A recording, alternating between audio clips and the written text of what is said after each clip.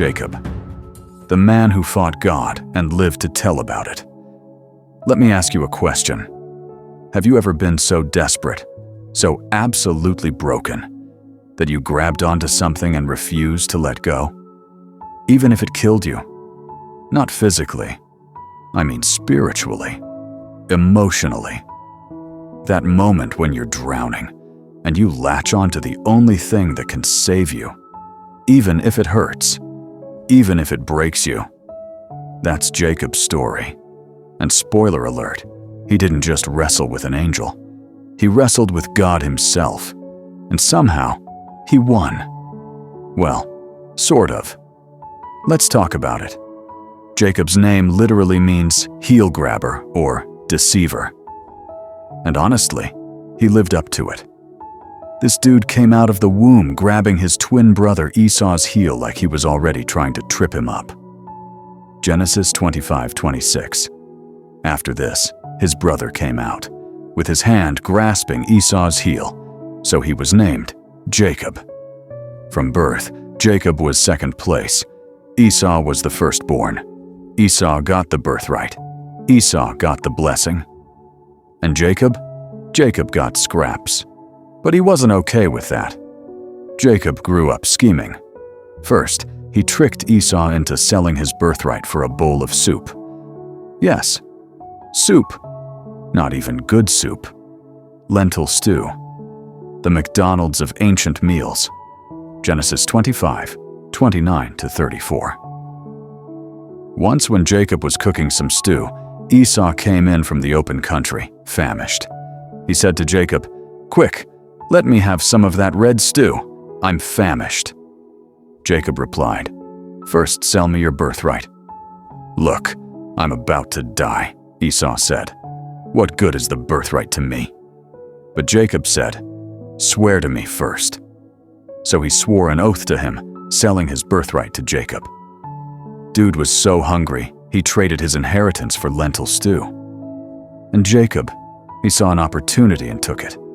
Cold-blooded. Then, Jacob and his mom Rebekah ran the ultimate bait and switch on Isaac. Isaac was old, blind, and ready to bless Esau before he died. But Rebekah was like, "Nah, Jacob's my favorite. We're doing this my way." So she dressed Jacob up in Esau's clothes, put goat hair on his arms to mimic Esau's hairiness, and sent him into Isaac's tent. Genesis 27:22-23. Jacob went close to his father Isaac, who touched him and said, "The voice is the voice of Jacob, but the hands are the hands of Esau." He did not recognize him, for his hands were hairy like those of his brother Esau. So he proceeded to bless him. Isaac literally said, "You sound like Jacob, but you feel like Esau," and still blessed him anyway. That's how good the con was. Jacob walked out with the blessing. Esau walked in right after and realized what happened. And he was furious. Genesis 27:41. Esau held a grudge against Jacob because of the blessing his father had given him. He said to himself, "The days of mourning for my father are near. Then I will kill my brother Jacob." Yeah, Esau wanted Jacob dead. So Jacob did what any smart con artist does. He ran. Jacob fled to his uncle Laban's house in Haran. And guess what? Laban was an even bigger scammer than Jacob. Jacob worked 7 years to marry Rachel, the woman he loved. And on the wedding night, Laban pulled the ultimate bait and switch and gave him Leah, Rachel's older sister, instead. Jacob got punked by his own uncle. Genesis 29:25. When morning came, there was Leah. So Jacob said to Laban, "What is this you have done to me? I served you for Rachel, didn't I? Why have you deceived me?" The deceiver got deceived. Karma hit Jacob like a freight train. Laban was like, "Oh, you didn't know? In our culture, the older daughter has to marry first. But hey, work another 7 years, and you can have Rachel too." So Jacob worked 14 years total for the woman he loved. And even after that, Laban kept changing Jacob's wages, cheating him, manipulating him. For 20 years, Jacob lived under Laban's roof.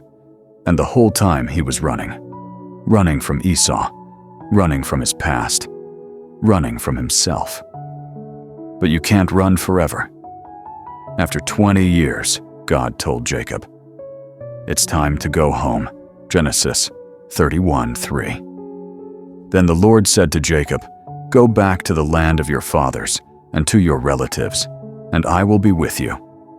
So Jacob packed up his wives, his kids, his flocks, and headed back to Canaan. But there was one problem: Esau, the brother who wanted to kill him, the brother Jacob hadn't seen in 2 decades.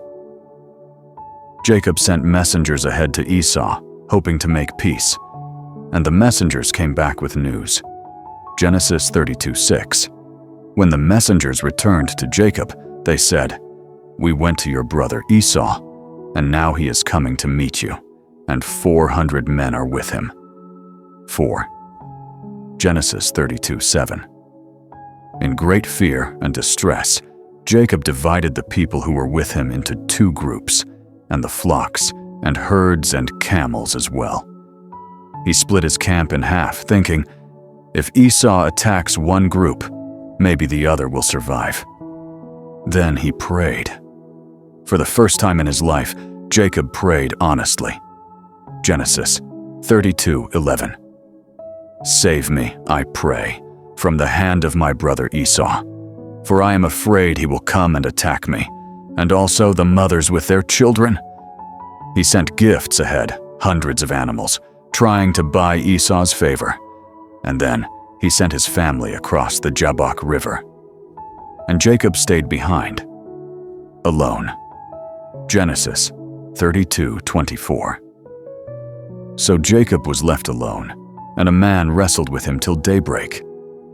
A man showed up, out of nowhere, in the middle of the night, and started wrestling Jacob. Now, this wasn't some light sparring match.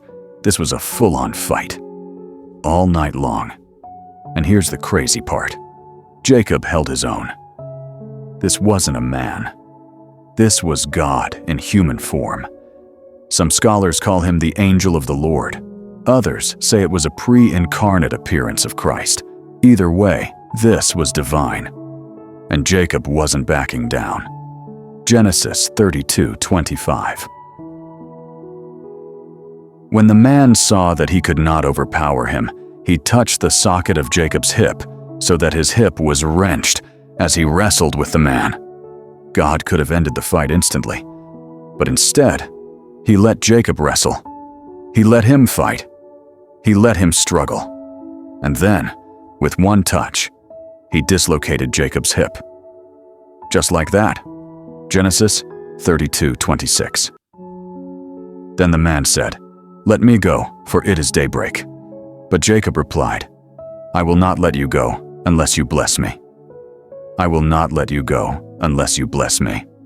Jacob was limping, bleeding, broken, and he still held on. Because he knew, if I let go now, I leave with nothing. This is desperation. This is faith. This is a man who finally stopped running and started holding on. Think about that. God, the creator of everything, lets a broken, scheming, limping man wrestle him to a draw. Not because God was weak, but because Jacob was finally real. Genesis 32:27-28. The man asked him, "What is your name?" "Jacob," he answered. Then the man said, "Your name will no longer be Jacob, but Israel, because you have struggled with God and with humans and have overcome." God asked Jacob his name, not because he didn't know, but because Jacob needed to say it. Jacob. Deceiver, schemer, con artist. And God said, "Not anymore. Your name is now Israel." Israel means he struggles with God, or God prevails. Jacob was no longer defined by his past. He was defined by his fight. Not because he won, but because he didn't quit. Genesis 32:31. The sun rose above him as he passed Peniel, and he was limping because of his hip. Jacob walked away from that fight, changed. He had a new name, a new identity, but he also had a limp, a permanent reminder of the night he wrestled with God. Every step he took for the rest of his life, he felt it. The pain, the struggle, the encounter. And honestly, that's how God works. He doesn't just bless you and send you on your way. He marks you, he changes you, and sometimes he leaves a scar to remind you, you met me, and you're not the same. The next day, Jacob met Esau, and you know what happened? Esau ran to him. Genesis 33:4. But Esau ran to meet Jacob and embraced him. He threw his arms around his neck and kissed him, and they wept. No revenge, no violence, just tears. The thing Jacob feared for 20 years never happened. Because the real battle wasn't with Esau, it was with himself and with God. And that night at the Jabbok River, that's where Jacob finally surrendered. Here's what Jacob's story teaches us. God will let you wrestle with him.